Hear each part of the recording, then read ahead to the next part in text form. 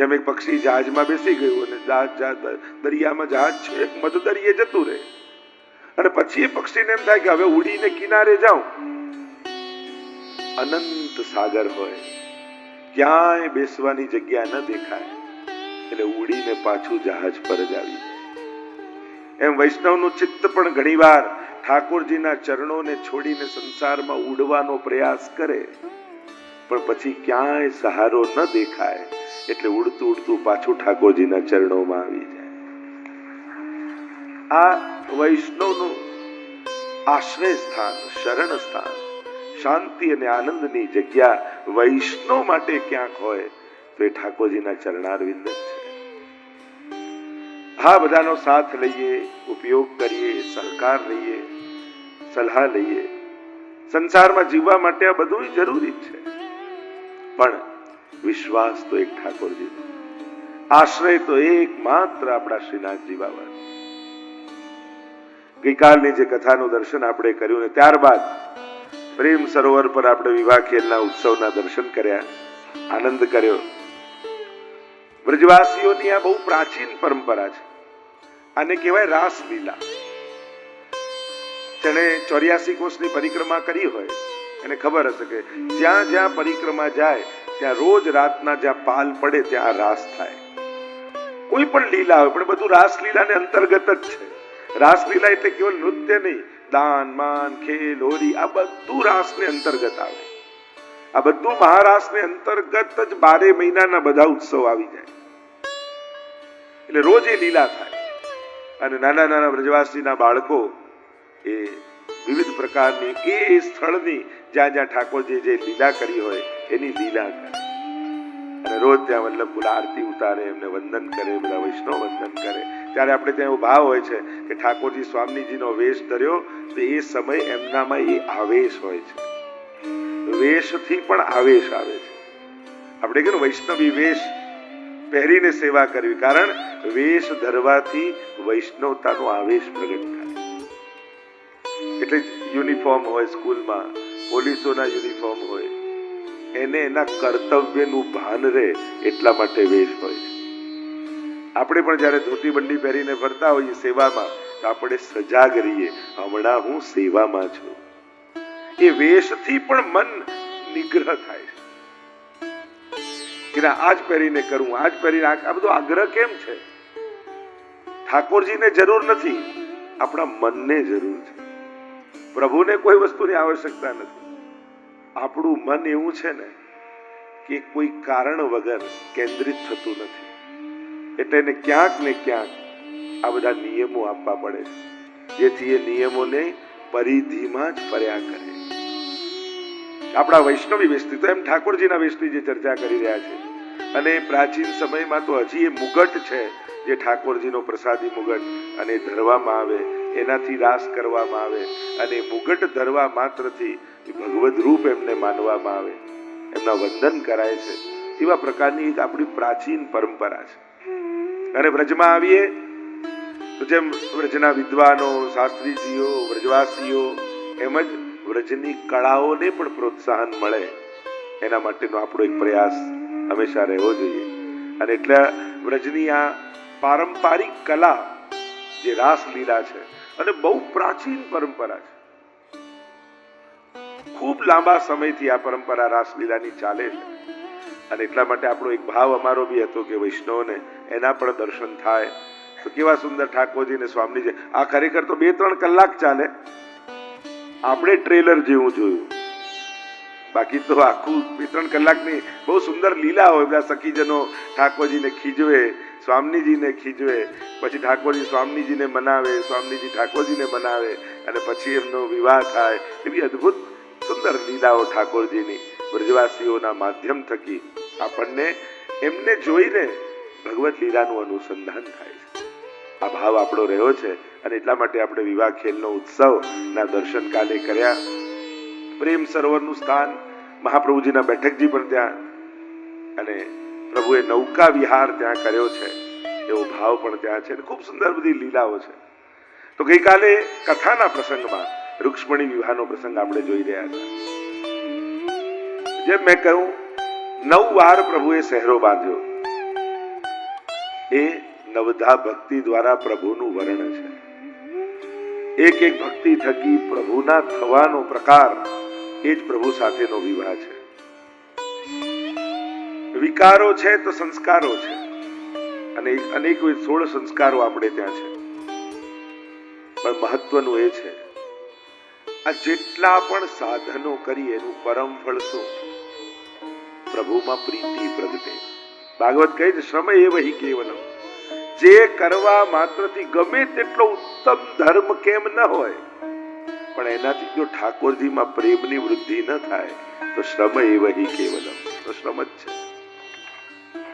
પાઠ કરો ત્યારે વિચાર કરો, યમનાષ્ટક કરવાથી યમુનાજીમાં વિશ્વાસ વધ્યો, સર્વોત્તમ કરવાથી શ્રી વલ્લભના ચરણોમાં મારો વિશ્વાસ વધ્યો, કૃષ્ણાશય કરવાથી શ્રીનાથજીના ચરણારવિંદમાં મારો વિશ્વાસ વધ્યો, કથા સાંભળવાથી ભગવત પ્રીતિ પ્રગટી. જો ફળ આ છે, આ બધું જ કરવા પાછળનું ફળ શું? પ્રભુમાં પ્રેમ પ્રગટ થઈ ગયો. કૃષ્ણમાં પ્રીતિ જાગવી એ જ સર્વ ભક્તિ માર્ગમાં સાધનોનું ફળ છે. અને જ્યારે જ્યારે વ્રજ આવીએ, કથા શ્રવણ કરીએ, નિશ્ચિત દરેકની ભીતર જે ભાવ જાગે છે, શ્લોકો યાદ ન રહે, પ્રસંગો યાદ ન રહે, એ તો યાદ શક્તિ ઉપર હોય છે, પણ શ્રવણ કરતા કરતા જે ભાવ જાગ્યો ને, લાગણી જાગી ને, એ હંમેશા તમારા હૃદયમાં રહેશે. ભગવાન એ કોઈ સ્મરણ શક્તિનો વિષય નથી. કોઈની યાદ શક્તિ વધારે હોય તો એને બધા પાઠ મોડે થઈ જાય, તો એની યાદ ન હોય તો એની યાદ ના રહે. તો શું યાદ ન રહે એટલે ભગવાન કૃપા ન કરે? એવું હોય ના. ભગવત નામની મહત્તા છે, ભગવત પ્રેમની મહત્તા છે. હું તો કહું ને, કેટલો ટાઈમ આપે છે ભગવાન, એના કરતા લાઈફમાં કેટલું ઇમ્પોર્ટન્સ ઠાકોરજીને આપો છો, એના પરથી ખબર પડે કે તમારી ભક્તિ ક્યાં પહોંચી છે. વધારે સમય ઠાકોર ઘડિયાળ જોઈને કૃપા કરે છે કે પેલાને અડધો કલાક ને તારો 1 કલાક ને પેલાનો 2 કલાક. આ કોઈ જોબ છે કે કલાક પર અવર પગાર મળે? સમય જોઈને પ્રભુ કૃપા કરે. દૂધની વાટકી જોઈને કૃપા કરે કે પેલાની 500 ગ્રામની, નાની 250 ગ્રામની, પેલાની મઠડી આટલી મોટી, ના તો આટલી નાની નાની બનાવે. પોતાની ડાયાબિટીસ છે એટલે સાકર ખાંડ ચાસણી નથી ચડાવતી. આવું જોઈને પછી કૃપા કરે. વાત એ છે,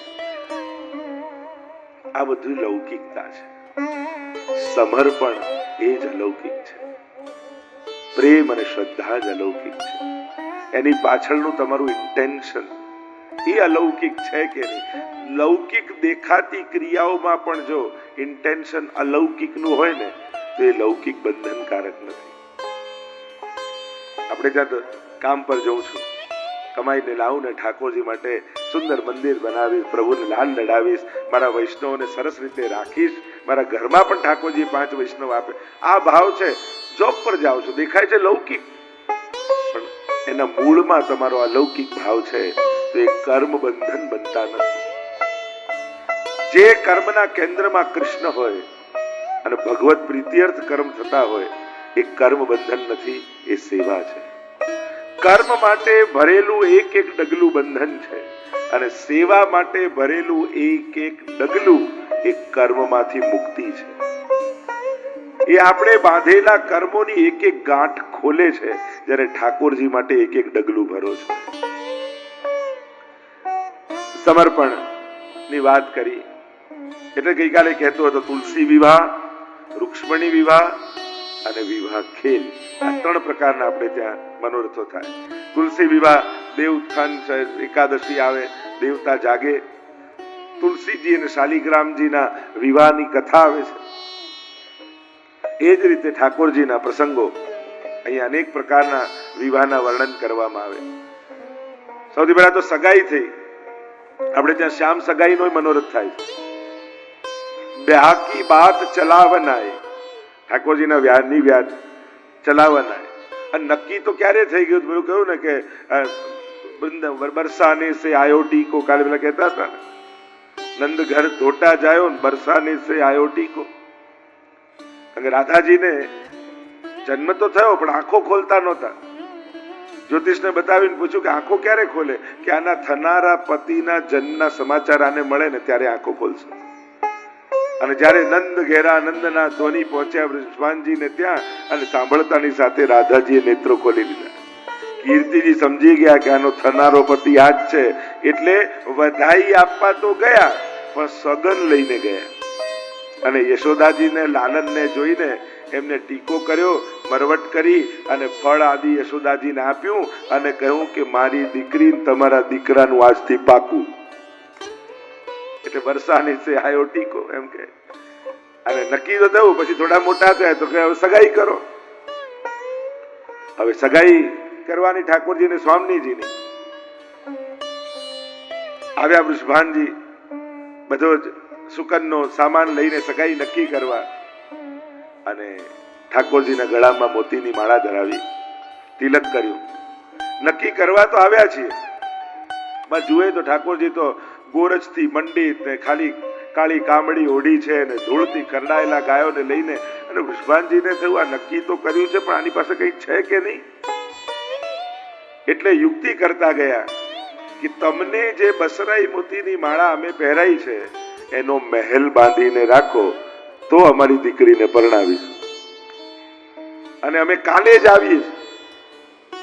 પ્રભુ વિચાર કરે કે આ ક્યાંથી મહેલ બાંધો, એટલે યુક્તિ કરી. યશોદાજી ને નંદ બાબા તો ચિંતામાં આવી ગયા. અરે રાધાજી સૌને તારું નક્કી કર્યું છે ને આપણે ક્યાંથી લાવીશું.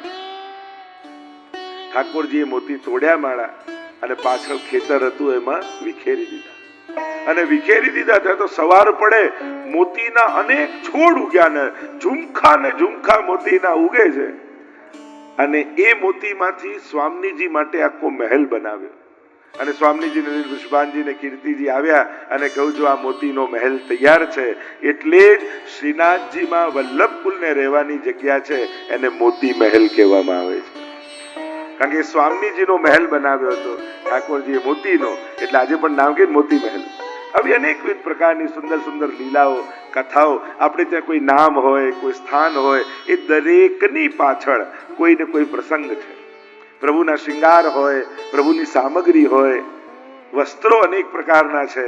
આ બધાની પાછળ કોઈ ને કોઈ અલૌકિક લીલા પ્રભુની સમાયેલી છે. અને જયારે લીલાનું ચિંતન કરીએ છીએ ને ત્યારે એ શૃંગાર, એ સામગ્રી, આ બધું જોઈને આનંદ થાય. અન્નકૂટમાં પણ દર્શન કરીએ, છોલા જોઈએ તો પદ્મનાભદાસ યાદ આવે, રીંગણ જોઈએ તો કોમનદાસ રામદાસજી યાદ આવે, એવા અનેક ખીર જુઓ તો નારાયણદાસજી યાદ આવે. કેટલા એવા એક એક સામગ્રી જોઈને એક એક ભગવતીનું સ્મરણ થાય આપણને. એમના પ્રસંગો એવા છે. પ્રભુના વિવાહ ખેલના મનોરથના અનેકવિધ પ્રસંગો. અને વિવાહ થયા બાદ આવત હે ગઠ જોડે જુગલવર આવત હે ગઠ જોડે એવું પદ પણ ગવાય છે. તો પ્રભુની ઘણા લોકો કહે કે રાધા અને કૃષ્ણના વિવાહ કેમ ન થયા, કે આમ. તો અલૌકિક લીલા પ્રસંગો તો છે જ. લૌકિકતા અહીંયા નથી બ્રજમાં, અહીંયા બધા લીલાત્મક છે. અનેકવિધ એવા પ્રસંગો બ્રજમાં બધા સ્થાનો છે, દરેક પ્રકારની લીલાના. વંદન કરીએ. રૂક્ષ્મણી ભગવાનના વિવાહની કથા આવી. આગળ અન્ય વિવાહોની કથાનો પ્રસંગ આવ્યો. પ્રભુના પુત્ર થયા પ્રદ્યુમ્નજી, અને પ્રદ્યુમ્નજીના વિવાહ રતિ સાથે થયા. એની પણ અનેક. પ્રદ્યુમ્નજી અલૌકિક કામદેવનો અવતાર છે અને રતિ કામદેવની પત્ની છે, અને એમના વિવાહનો પ્રસંગ આવ્યો. પ્રભુના અન્ય વિવાહોની કથા આવી. અષ્ટવિધ પ્રકારના. કારણ કે સત્રાજીત નામનો યાદવ દ્વારિકામાં રહે છે, એની પાસે સમંતક નામનો મણી છે. રોજ 8 ભાર સોનું આપે છે. પ્રભુને થયું કે જો આ રાજકોષમાં આવી જાય તો આખી પ્રજા સુખી થાય. પ્રભુએ કહ્યું કે તું આ મણી રાજકોષમાં આપી દે. સત્રાજીત માન્યો નહીં. પોતાના ભાઈ પ્રસેનને એ મણી આપેલો અને ગળામાં બાંધી અને શિકાર કરવા માટે નીકળ્યો. શિકાર કરવા માટે ગયો તો ખરા વનમાં, પોતે શિકાર થઈ ગયો. આટલો સમય થયો ને પોતાનો ભાઈ આવ્યો નહીં, એટલે સત્રાજીતે આળ લગાવ્યું કૃષ્ણ ઉપર. કૃષ્ણને આ મણી જોઈતો હતો ને મેં ન આપ્યો એટલે મારીને લઈ લીધો. પ્રભુને થયું કે આને હું સમજાવવા જઈશ તો સમજશે નહીં. ગમે તેટલા કારણો આપીશ પણ આને ખ્યાલ નહીં આવે. હું પોતે મણી શોધીને આને હાથમાં લાવીને આપી દઉં. દુનિયા એવી જ છે. આ દુનિયાએ ભગવાન અને મહાત્માઓને નથી છોડ્યા, તો સાધારણ જીવની નિંદા તો બહુ સહજ છે. દોષ દર્શન બહુ સહજ છે, નિંદા બહુ સહજ છે, ગુણગાન કઠિન છે. આપણે ભલે એમ કહેતા હોય કે અમે પાછળ વાત ના કરીએ, અમે તો સીધું મોઢા પર કહીએ, પણ મોઢા પર ક્યારે વખાણ કરે? સીધું મોઢા પર કહેવાની આપણી આદત છે, ખોટી વાત છે. મોઢા પર નિંદા કરવાની આપણી આદત છે, મોઢા પર કહેવાની આદત નથી. સત્ય પણ કડવું અને નિંદા માટે જ બોલીએ છીએ. સત્ય કહેવાનું આપણું ઇન્ટેન્શન નથી હોતું, અપમાન કરવાનું ઇન્ટેન્શન હોય છે. આપણે ખાલી સત્યના કપડાં પહેરાવીને કહેતા હોઈએ છીએ. અમે સાચું બોલીએ છીએ એટલે ખોટું લાગે છે. તારે ખોટું અને ખરાબ બોલવું છે, સત્યના તો ખાલી કપડાં તું પહેરાવે છે. સાચું બોલવાની આદત હોય એની શરૂઆત ગુણોથી કરો. મોઢા પર કહો છો, મોઢા પર ક્યારે વખાણ કર્યા? તારામાં બહુ સારી વસ્તુ છે, તારામાં બહુ સારો ગુણ છે. જો જેણે ગુણગાનથી વખાણથી સત્ય બોલવાની શરૂઆત કરી હશે ને, એના મુખે નિંદા સાંભળવી પણ લોકોને ગમશે. એટલે પોતે જ પોતાને ચકાસવાનું. બીજા કોઈ આપણને કહે તો પછીની વાત છે. આપણે જ આપણી ક્રિયાઓનું એનાલિસિસ કરવું જોઈએ કે આ યોગ્ય હું કરી રહ્યો છું. પોતે જ પોતાનો ઉદ્ધાર કરવાનો છે, ભગવાન કહે છે. અહીંયા પ્રભુ પણ આલ લગાડ્યું. અને તમે સારું કરવા નીકળ્યા છો એટલે તમને બધા સારા જ મળશે એ જરૂર નથી દુનિયામાં. એ તો ઘણી વાર લોકો હું સારું કરવા તોય લોકો આમ કરે છે, તો લોકો આમ જ છે. લોકો પરીક્ષા કરે જ છે અને કરવી બી જોઈએ. પરીક્ષા ફેલ કરવા માટે નથી હોતી, પરીક્ષા આગળના ધોરણમાં મોકલવા માટે હોય છે. હવે ભગવાન પરીક્ષા કરે છે, તો પરીક્ષા કોઈ દિવસ કોઈને પાછળ મોકલવા માટે હોય છે. ફેલ થાવ તો એ જ ધોરણમાં રહો ને, પણ પરીક્ષા લેવાય જશે ના માટે આગળ મોકલવા માટે. એમ ક્યારેક પ્રભુ પણ પરીક્ષા કરતા લાગે ને તો એ તમને આગળ લઈ જવા માંગે છે, એવું વિચાર કરજો. અને કહીએ ને પરીક્ષા સોનાની જ થાય. લોડું લઈને આવ્યા તો મૂકી દો ને ખૂણામાં, પછી જોઈશું. પણ એ જ એક તોલું સોનું લઈને આવ્યા તો મુઠ્ઠીમાં લઈને ફરીએ, ચકાસીને લઈએ. જે સોના જેવા હશે એની પરીક્ષા થાય. અહીંયા પ્રભુ પર આળ લગાડ્યો, આરોપ મૂક્યો. બહુ સહેલું છે કોઈના માટે કહી દેવું. પ્રભુને થયું નિરાકરણ હું જ લાવું, શોધવા માટે નીકળ્યા. વનમાં ચારે બાજુ પરિભ્રમણ કરતા કરતા પ્રસેનનો મૃતદેહ દેખાયો પરમાત્માને. પ્રસેન મરેલો પડ્યો છે અને એની બાજુમાં સિંહના પંજાના નિશાન છે. પંજાની પાછળ પાછળ પ્રભુ ગયા, સિંહનો મૃતદેહ દેખાયો, રીંછના પંજાના નિશાન હતા. અને રીંછના પંજાની પાછળ પાછળ જતા ગયા તો એક ગુફા આવીને ભીતર સુધી ગયા. જ્યાં અંદર ગયા તો એક રીંછે તરાપ મારી. ભયંકર યુદ્ધ પરમાત્મા સાથે થયું. લડતા લડતા ખ્યાલ આવ્યો આ રીંછ બીજું કોઈ નહીં, રામા અવતારના જાંબુવાનજી છે અને ગુફામાં રહે છે. પ્રભુને સમજ્યા કે આ તો સાક્ષાત ઈશ્વર છે. કહ્યું કે મણી તો રાખો, પણ મારા સંસારનો મણી જાંબુવતીજી એમનો પણ સ્વીકાર કરો. પ્રભુના વિવાહ જાંબુવતીજી સાથે થયા. મણી લઈને પરમાત્મા પધાર્યા, સત્રાજીતને આપ્યું, બધું વૃત્તાંત કહ્યું. સત્રાજીતે કહ્યું મણી તો રાખો, પણ સત્યભામાજી સાથે આ વિવાહ કરો. અન્ય વિવાહોની કથા આવી, કાલિંદી, મિત્રવિંદા, ભદ્રા, લક્ષણા, અનેક 8 પ્રકારના જે અષ્ટધા પ્રકૃતિ છે એવો એક ભાવ બતાવવામાં આવ્યો કે ભૂમિ, રાપો, નલો, વાયુ, ખમ, મનો, બુદ્ધિ રેવચ અહંકાર ઇતિયમ મે ભિન્ના પ્રકૃતિ અષ્ટધા. આ અષ્ટધા પ્રકૃતિ છે જે પરમાત્માને વરે છે. પુરાણોની કથાઓને આધ્યાત્મિક લક્ષ્ય રાખીને સમજવી પડે છે. આગળ ભૌમાસુર 16,000 કન્યાઓને કેદ કરીને રાખી હતી. વિનંતી પહોંચાડી છે પ્રભુને કે આ અસુરે અમને આટલા સમયથી કેદ કરીને રાખી છે, આપ પધારો ને અમને મુક્ત કરાવો. સત્યભામાજીને લઈ ગરુડ પર સવાર થઈને પરમાત્મા પધાર્યા છે. વચ્ચે કિલ્લો હતો અસુરનો, જ્યાં કેદ કરીને રાખી હતી. ચારે બાજુ જલ અને મૂર નામનો દૈત્ય એ કિલ્લાની રક્ષા કરતો હતો. ભગવાને મૂરને માર્યો, પ્રભુનું નામ પડ્યું મુરારી. મહાપ્રભુજી પણ એમના અષ્ટકમાં કહે છે ને